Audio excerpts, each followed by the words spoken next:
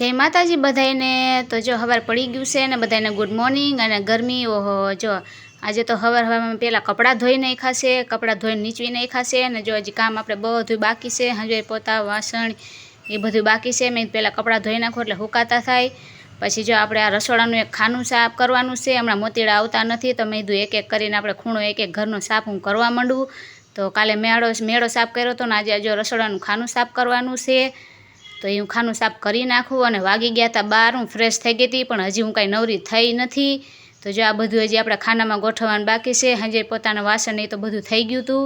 પછી લાગી ગઈ હતી ભૂખ તો જો મેં બનાવી નાખ્યા છે ગરમા ગરમ વઘારેલા ભાત। તો તમે બધા આવી જાઓ વઘારેલા ભાત ખાવા। અને ચોખાની મમરી તળી છે અને આમાં ઢીંગુભાઈ જો ચોખાની મમરી ખાવાનું ચાલુ કરી દીધું છે। પછી રોંઢો થતાં થતાં જો ઢીંગુભાઈ કે મમ્મી કાંઈક બનાવો ને ઠંડુ ઠંડુ। તો જો મેં એને વરિયાળીના શરબત પકડાવી દીધું છે। તો એ જો ગ્લાસ પકડીને બેઠો છે। તો તમે બધા આવી જાઓ ઠંડુ ઠંડુ વરિયાળીનું શરબત પીવા।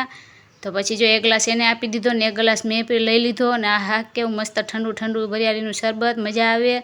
એ કે મમ્મી ચા બનાવો, મેં કીધું ગરમીનો ચા નથી બનાવો, આપણે શરબત બનાવીને પી।